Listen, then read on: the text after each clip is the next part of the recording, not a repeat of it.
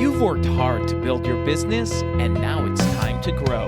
Welcome to the Multiply Your Success podcast. I'm your host, Tom Dufour, CEO of Big Sky Franchise Team and a serial entrepreneur. And the purpose of our podcast is to give you a weekly dose of inspiration and education to help you multiply your success.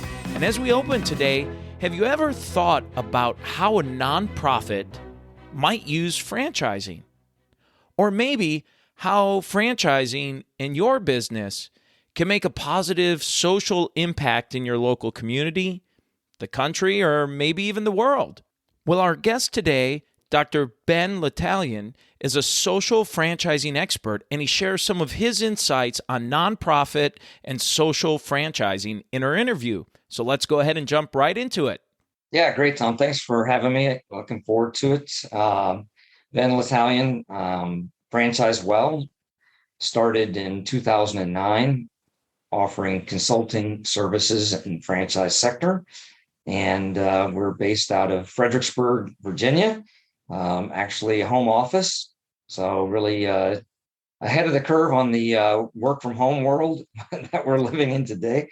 But we've had the pleasure of consulting with a very wide variety of clients over the years, as large as IKEA or Remax, and UPS Store, and others.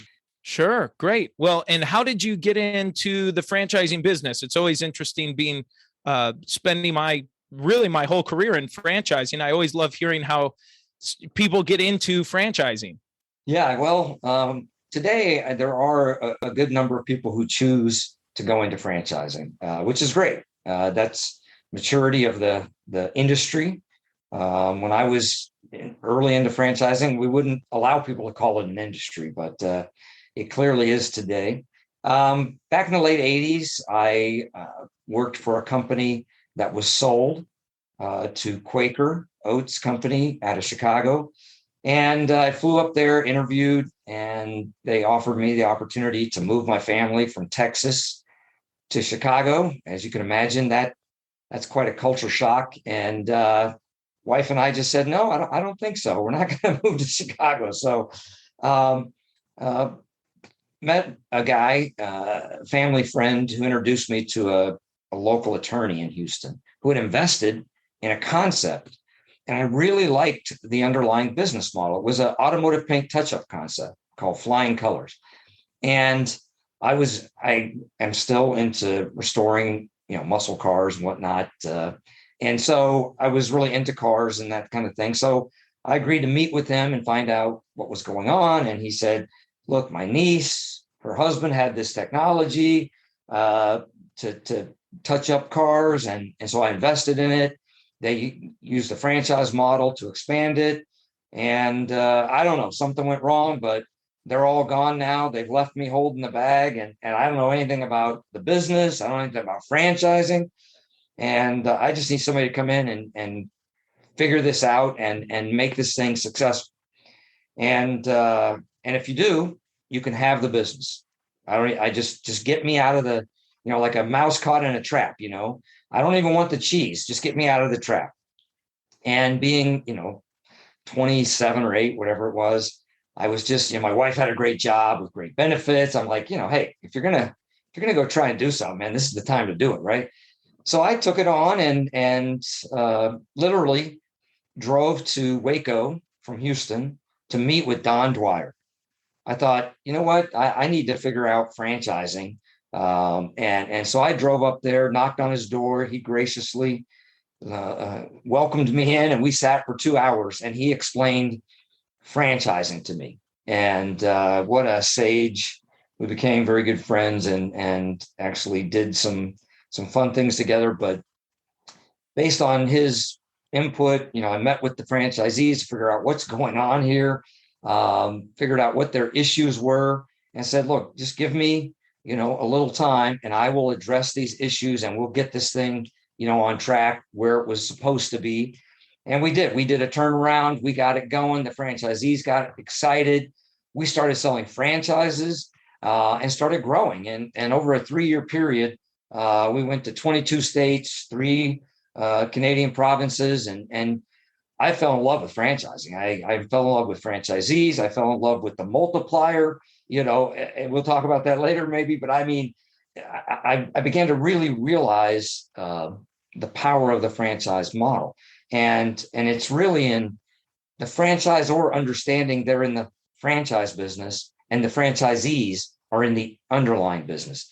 And even in my consulting over the last 2 decades or whatever, so many franchisors are trapped in the underlying business, and it leads them down the wrong path, and they make lots of mistakes that they don't want to, and they are not even knowingly doing it in some cases. But in any case, so that's how I got into franchise. I basically took over a failed concept and a franchise business and figured out how to turn it around and grow it successfully. So that's amazing. Well, what a wise move to seek and go meet with, Dwyer and that great decision, certainly, to make that effort and go seek some good counsel. And the fact that he listened, I mean, he's definitely, one of the most well-known personalities and people in franchising in the world. So what an opportunity.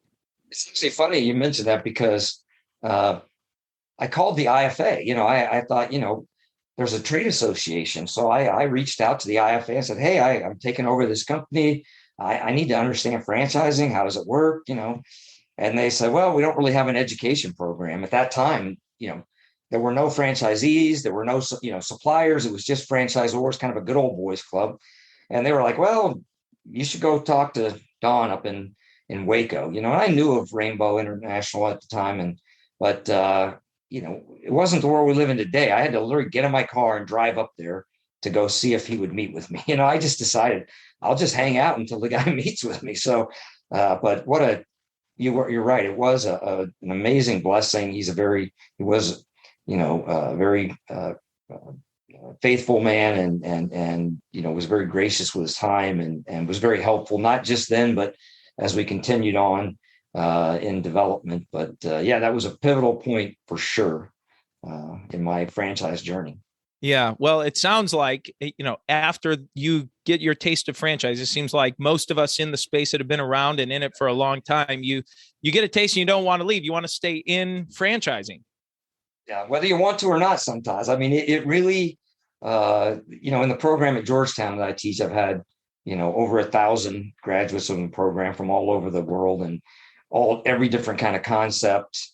And that is a very true thing, that you might not have planned to go into franchising, but once you get there, there's something about it that it is very difficult. I recently had an individual who had graduated from the program, and for whatever reason, they ended up going out of franchising, had an opportunity and they took it and, didn't work out. And man, they were like, I got to get back into franchising. It does take over your life.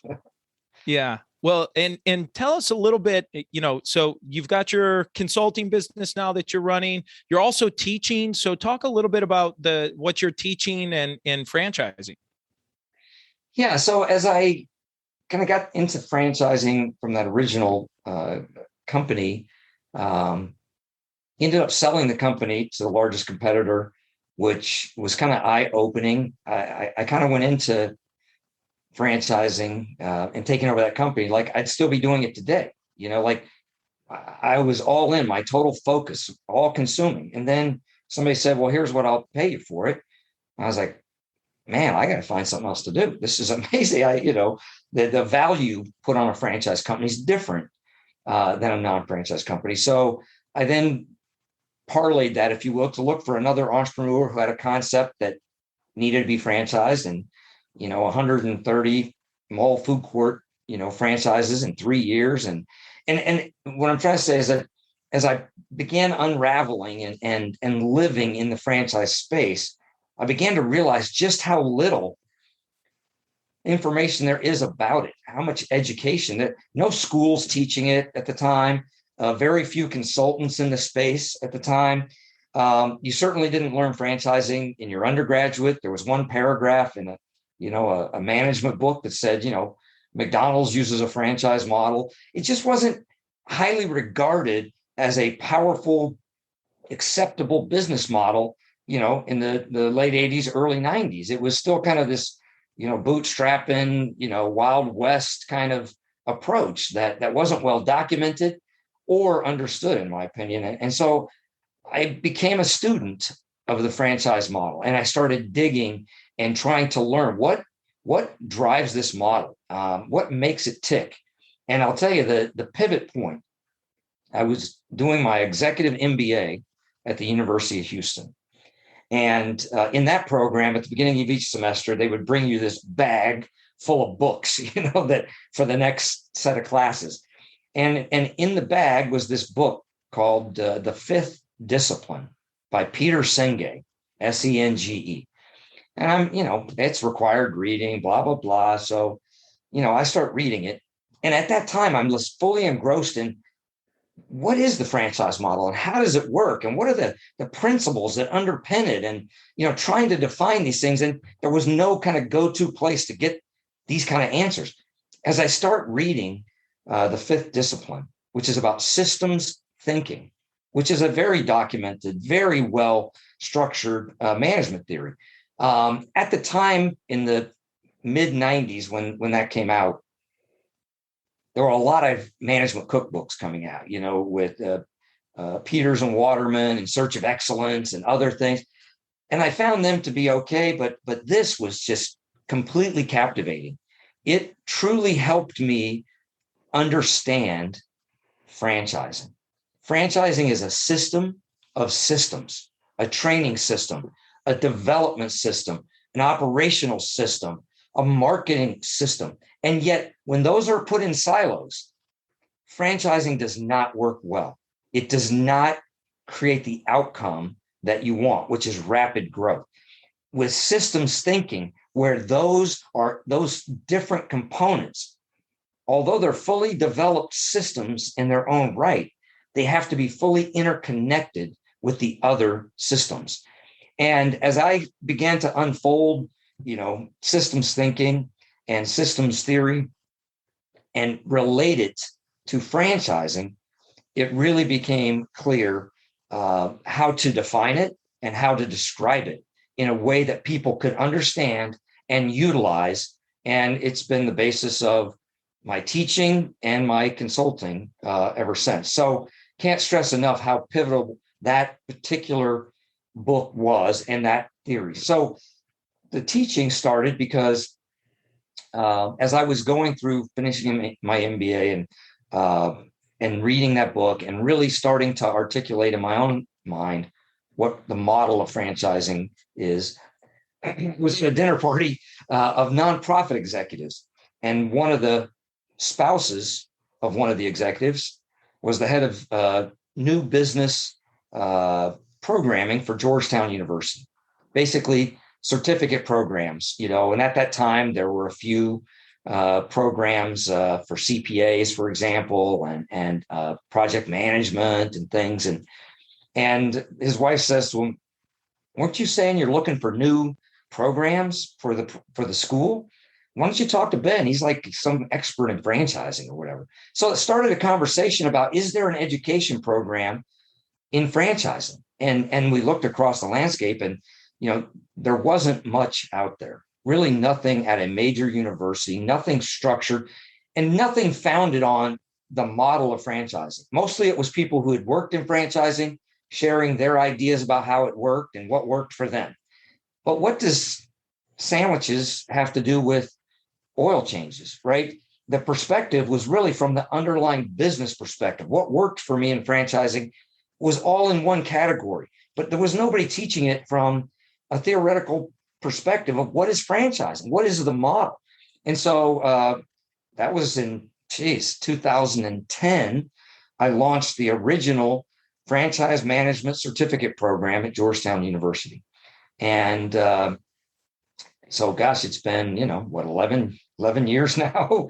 Graduates from all over the world, 30% of the attendees are from outside the US. So this got me really into focusing and researching.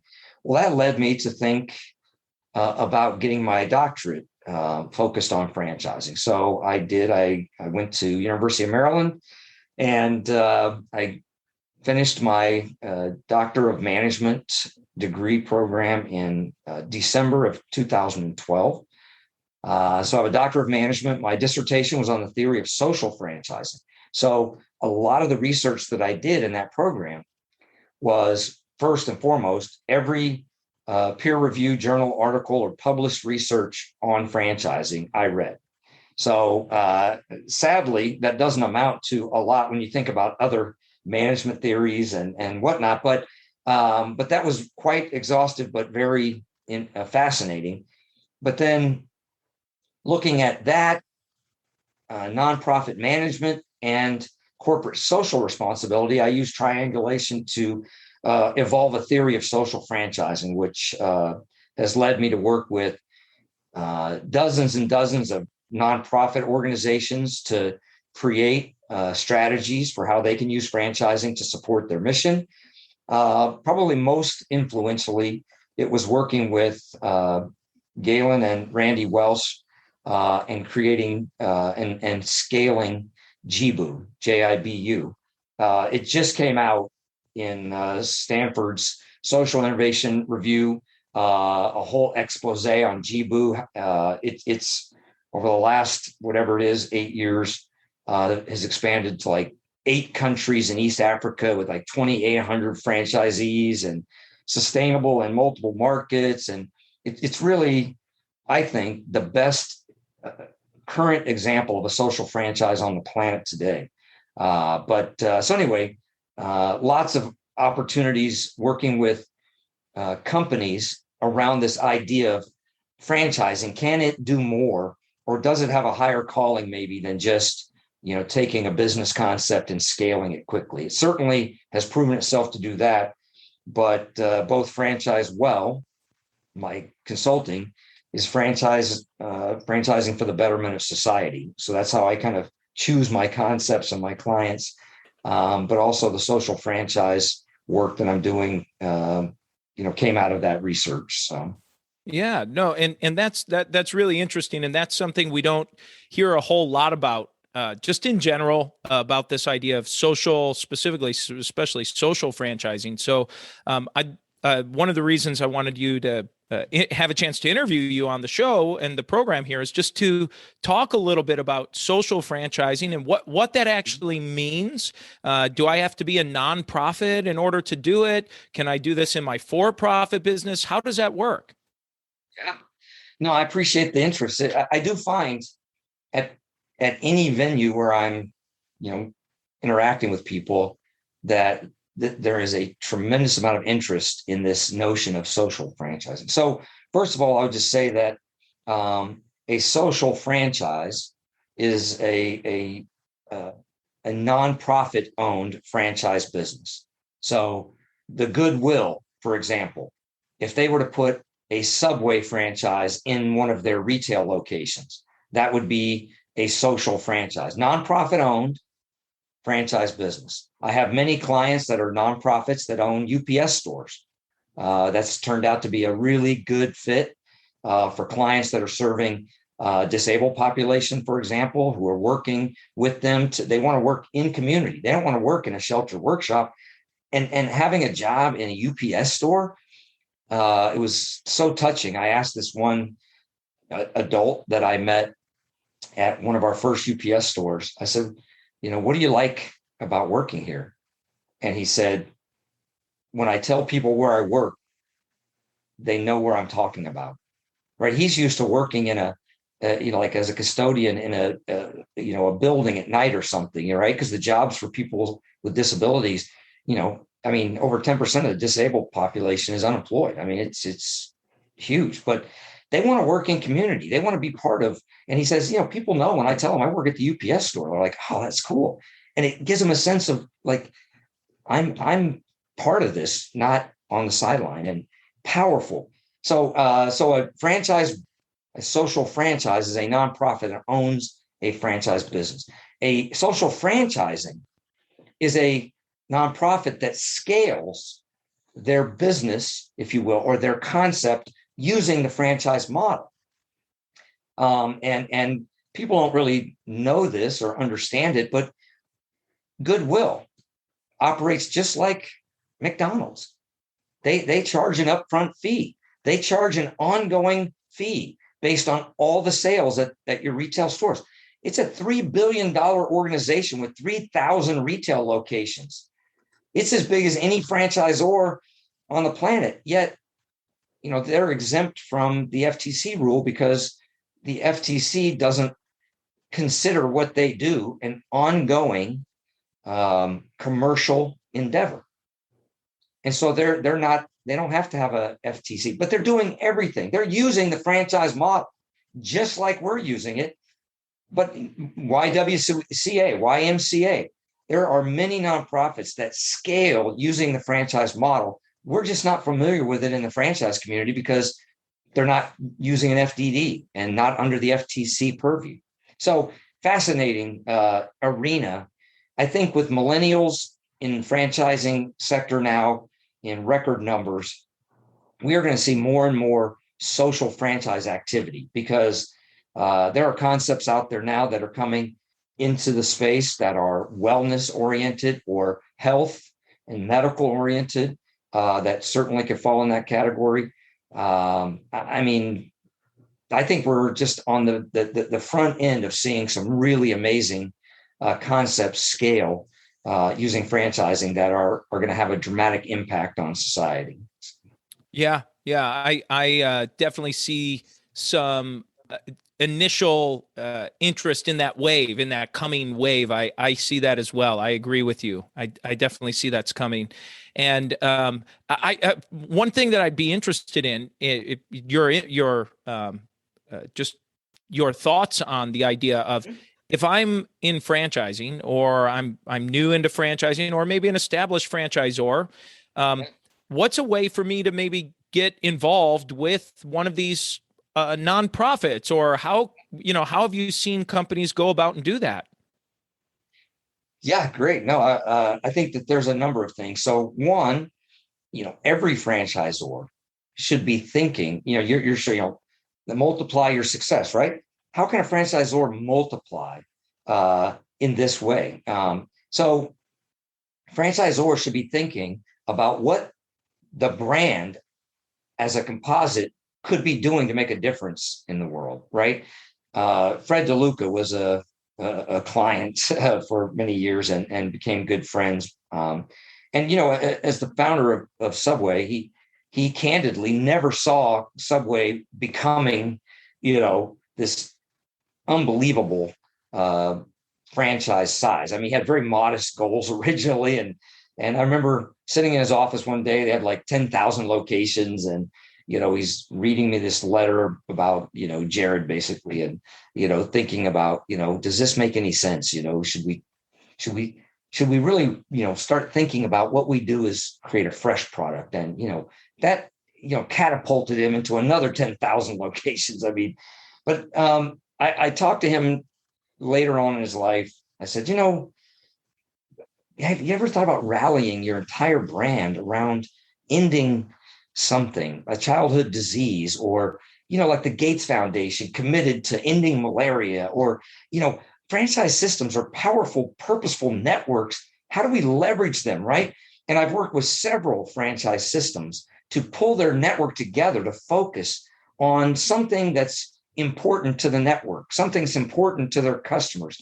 I don't know if you're familiar with the Cleaning Authority, but I was on their board for a few years, and we rallied franchisees together and really started focusing on feeding people in our local communities. And they started down a path, a CARES program, Cleaning Authority CARES, of gathering pantry items at the franchisee level. Literally maids coming to the home and saying, we're collecting for a pantry here locally. Can I leave this bag with you and I'll pick it up next week when I'm here to clean? And I mean, the number of tons of food that was gathered from a system of under 200 franchisees, it was overwhelming. I mean, at their convention, they showed an image of how many times it would have wrapped around the world, the amount of food they collected. And it was a way that that a franchisor with a network could connect with their community in such a powerful way. Now, my wife is a client, and I didn't tell her about it, and so they came to the door, and then they said, "Oh, we have this bag." And she said, "Oh yeah," and she said, "Give me another one." And they're like, "Okay." They're assuming she was going to fill two. No, she took it to the next door neighbor and said, "Hey, our maid service is collecting. Would you like to fill a bag?" And that's connecting in a whole different way with your community than just sending out a vow pack like, "Hey, we do maid service." I can tell you that neighbor, if she was going to use a maid service, that'd be the only one she'd even consider, right? I mean, so this is an easy way for franchisors to take their brand and their network and to get together and say, "Hey, what do we care about as a system? And then what can we do to make a difference?" And oh my God, can you imagine the amount of power we could release if system after system would rally around trying to make a difference in their local community? Franchising, it doesn't matter how big it gets, it's a social construct. It's a local construct. And giving franchisees the opportunity to participate in something that makes a difference in their community is powerful on lots of ways. So that's one. Another example is, engineering for kids. We formed a foundation, Engineering for Kids Foundation.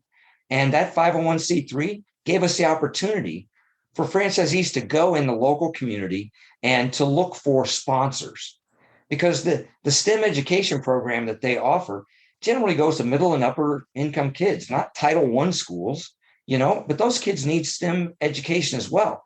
So they were able to use the foundation to gain sponsors that would support running programs in Title I schools, taking it to kids who otherwise would not have the opportunity to participate. Powerful. And then this is a couple of examples of how franchisors could truly, if they just put some time into thinking about how they could interact in their local community and make a difference, social franchising could really scale quickly. Yeah, and it's a great point. It's my favorite thing about franchising. I have a lot of favorite things, but my favorite is the tie-in to the local community with the local owner and the local community, that it's, it might be a national or a regional or an international brand, but it's owned by someone who's probably living in that community. Their kids go to the same schools, they go to church together, whatever. They're ingrained in that community there. And to your point, I love the example of the local food bank. How many local food banks benefited from that, and all the people it's able to support? It's incredible. Yeah, the number of articles written in the local community was overwhelming. I mean, it was like almost every franchisee had an article, and it was not stimulated by them. They didn't go looking for it. It was the food bank calling up and saying, "Hey, look what these people did. This is amazing." It was really cool. And it's funny because I have Rob, the CEO over there in the Georgetown program. I have an all-star cast of guest speakers, unbelievable. Like guys like, Rob Weddle, the CEO of Authority Brands, has 8 brands. I mean, they're a powerhouse, right? But he comes as a guest speaker and talks about that program, right, under the social franchise section, because it's so inspiring. And it wasn't difficult to do. It was a commitment. It was changing our minds a little bit. It's a word I love and I share a lot. It's called metanoia, Greek word that means shift of mind. I thought this way before, and now I think this way. We just need more social thinking in our franchise leadership, and we would be able to do some of these things. So, well, it's well said, and I appreciate the work you're doing and have done and continue to do, because it's significant, and I appreciate it. And thanks for sharing that with our audience. Well, as a great transition point here, before you go, I'd love to make sure we ask you the same questions we ask every guest. And the first question is about a miss. And have you had a miss or two along your successful journey here, and maybe something you learned from it? Yeah, as I thought about that, the first thing that came to mind was I have had the very fortunate opportunity to work with a very broad array of franchisors over the last 30 years now. And so I've gotten to get inside and see what a lot of people never get to see, right? So a week ago, I was in Denver for 3 days with 25 executives from Snap-on Tools. And, they're a huge franchise system, very successful. What a powerful brand, right? And I'm 3 days with this group, just diving into franchise and the franchise model and whatever. And it just, as we went around the room, 12 years, 24 years, 18 years, the legacy of being with that same brand for a long time. The miss that I think about is that very first franchise, Flying Colors. Why didn't I just stay there and take it to mega size? Or Frullati Cafe? Man, I loved it. It was so ahead of its time, I think. But why didn't I just stay and take it to mega scale? I work with Remax. I mean, Dave Lenager. I mean, he's a guy that came up with a concept, used franchising, and scaled it to mega size. I got to spend time with Fred DeLuca, who came up with a concept, and I look at everything I know now and think, man, I wish I could have built a mega brand. It's so iconic. And I've gotten to work with so many. I remember sitting with, Bill Rosenberg at a table once at the IFA, just sitting there having a conversation with this guy who did one thing and just blew it out, and so for me, the biggest miss, I think about it all the time as I'm working with entrepreneurs or building concepts and growing systems. I think, man, that would have been cool to have stayed with something and taken it fully to scale. So. Yeah. Yeah, no, I appreciate that. Thank you. Thank you. And what about a make? I mean, you've shared a lot of great stories already, but is there anything that stands out in your mind? Yeah, I say the one that really catapulted my understanding of the power of the franchise model. I'd sold, I think, the fourth franchise that I had developed and built, and again, I never planned on selling any of these companies. It just happened. But as I was looking for another concept to franchise, the Exxon and Mobil had merged, and Exxon had inherited, if you will, this franchise, convenience store franchise that Mobil had called On the Run. And they had about 120 dealers in the Mobil network, and a dealer had one or maybe two locations, but basically owner operator. But Exxon was built on distributors. Their average distributor had like 70 convenience stores. I mean, so totally different culture, environment. And for a couple of years, they tried to get the Exxon distributors to participate in the Mobil On the Run franchise concept. And so the guy that became the president of retail or whatever called me and said, "Hey, we can't figure this franchise thing out. I know you know franchising. Can you help us?" I was like, "Wow, this will be fun." I hadn't thought about going into consulting at that time.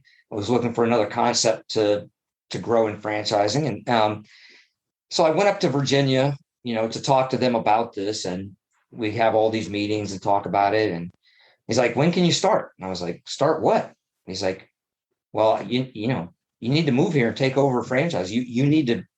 I was like, "I'm not going to move to Virginia. What are you talking about? My wife's from Texas. All three kids are born in Texas. I mean, there's rules about taking, people out of Texas, but anyway, long story short, he convinces me that I got to do this. So we literally pack up the family, move to Virginia, and I created a new model that resulted in 1,000 franchises in 4.5 years.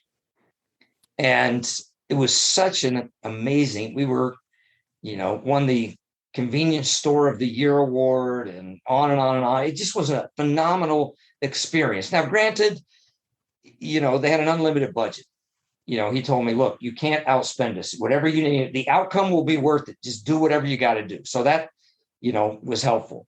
But basically created a model just for distributors, separate from, which, I call the regional developer model. designed it and developed it specifically for them and gave them the economic incentive to participate. And it was just amazingly fun to go along for a ride.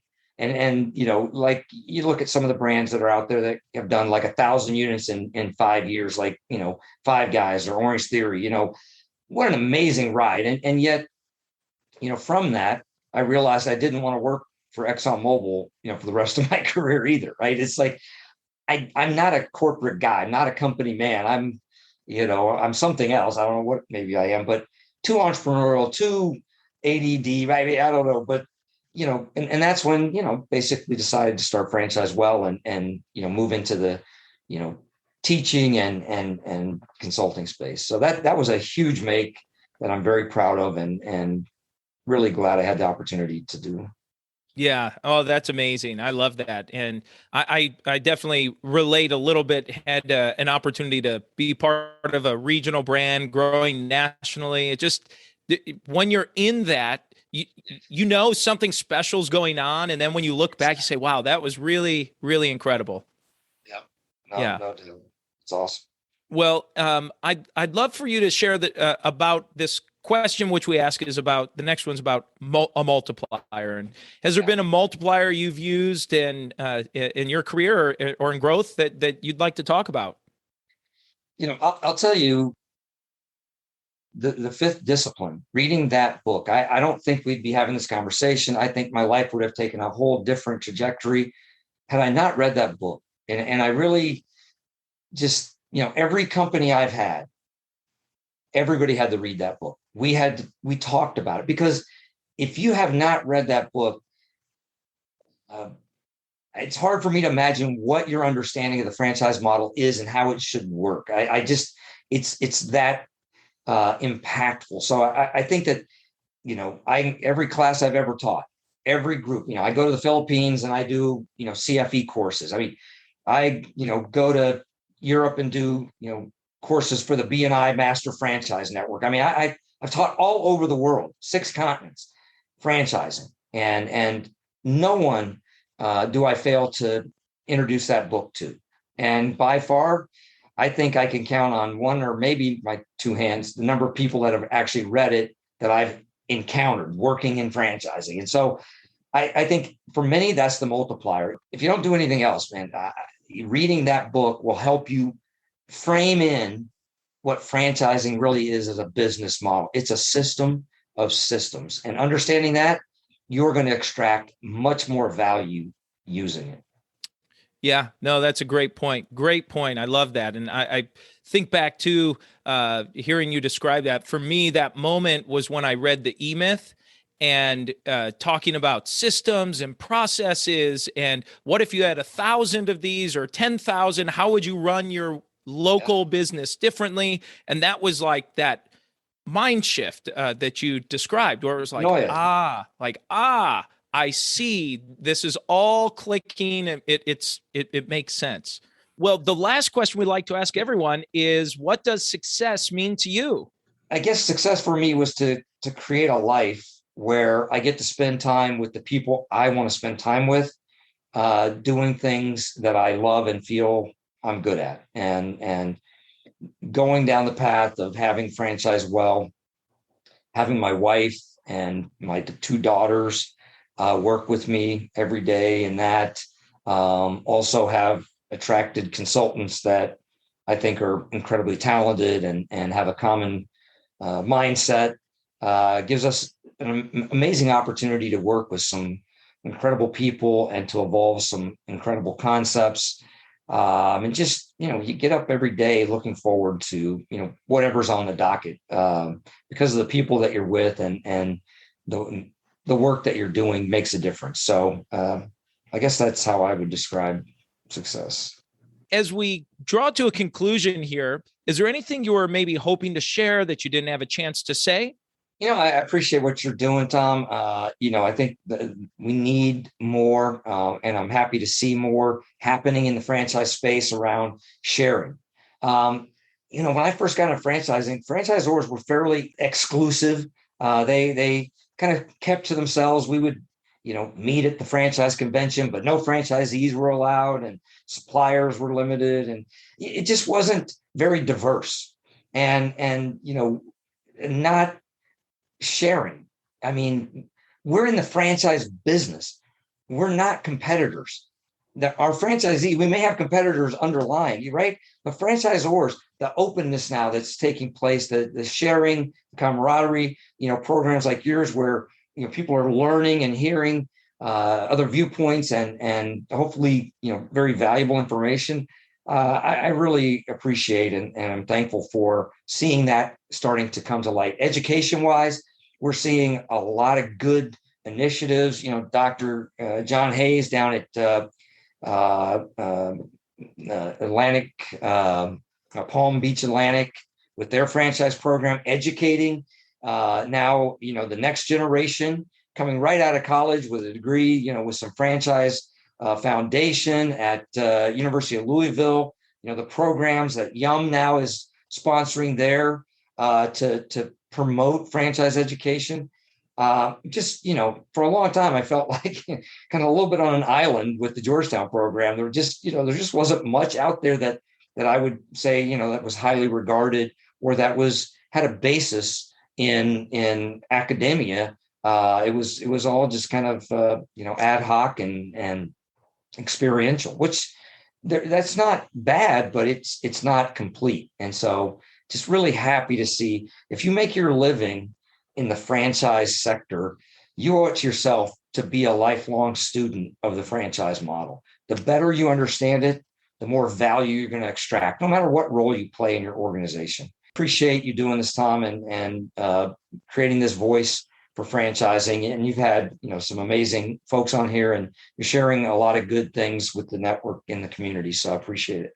Dr. Ben, thank you so much again for being a guest on the show. So grateful for your time and for you sharing your insight with us today. So let's go ahead and jump into our 3 key takeaways. Takeaway number 1 is when Dr. Ben shared that franchisors oftentimes are trapped in the operation of their main business and forget that they're in the franchising business. And I know that's something that I see frequently with franchisors and clients we've worked with as well. Takeaway number 2, franchising is a system of systems, a system of systems.